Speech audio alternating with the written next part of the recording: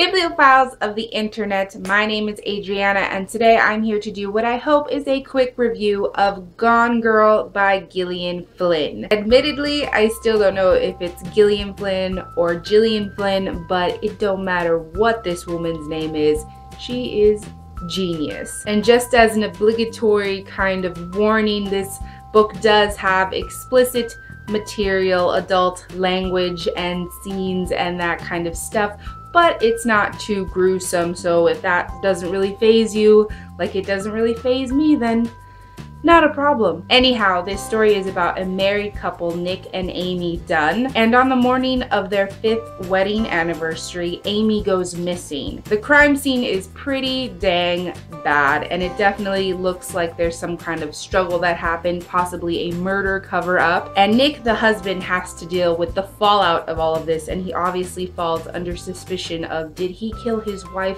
Did he abduct his wife? Is he hiding his wife? And the story is told in 2 alternating perspectives, one of them present, which is Nick, and the other one past, which is Amy, who comes to us in this sort of diary form and tells us about her life before she met Nick and how she fell in love with him, and cataloging the first few years of their marriage and consequently also sort of the decline of that marriage. To say that I like this book would be a huge understatement and almost an insult to the story, because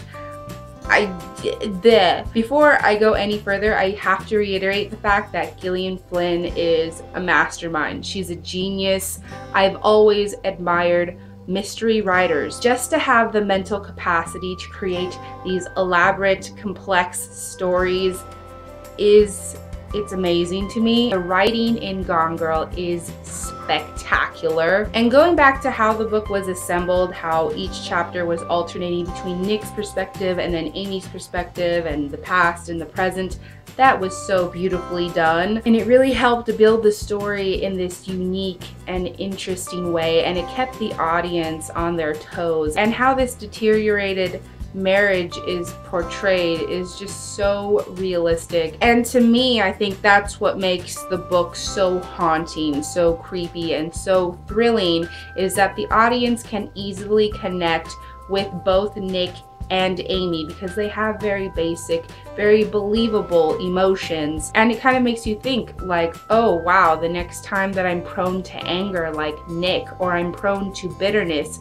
like Amy, is that something that can drive me to such extremes? Are those the kinds of little details that equal a murderer? That's kind of how it gets into your mind, and I think that's the genius of it. I just think that Gillian Flynn is one of those writers that has an insanely accurate perspective of the world. She has great insight and sees everything with such clarity. And through both characters, this book really shows the struggle of trying to be an individual and trying to be a good person, because so often you can think that you're doing the right thing, that you're doing something good, something selfless, something for the benefit of others, but if you shift perspective, you're probably doing something wrong from another person's point of view. So I definitely think that while this story is at its core a mystery and a thriller, and you're obviously trying to figure out what happened, who did what, and what are the events that transpired in this story, I think it's a really close examination of how clearly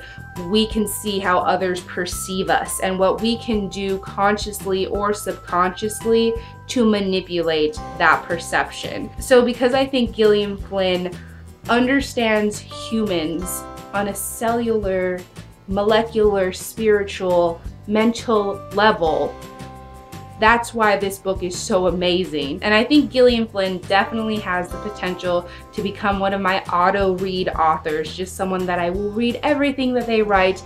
I will buy every book that they publish as it comes out. I'm very excited to read her 2 other books that I think are out right now, and I am definitely going to be checking my library soon to see if they have them, because I need them. So all of that being said, I ended up giving Gone Girl 4.5 out of 5 stars. But I would definitely say that the lasting impression that the story gives me is a 5-star kind of feeling, but I did knock off that little half star because I felt like there were some very rare moments when the believability faded in and out for me. That was kind of the only technical thing that I could begrudge this novel, but it was so amazing, and I loved every second of reading it. So if you have read Gone Girl, I would love to hear your thoughts in the comments down below. And also, if you've read any of Gillian Flynn's other novels, will you please recommend to me which one you think I should read first? So that's it for this review. Thank you guys very much for watching, and I hope you guys enjoyed it. I will catch you on the flip side of the page. Bye.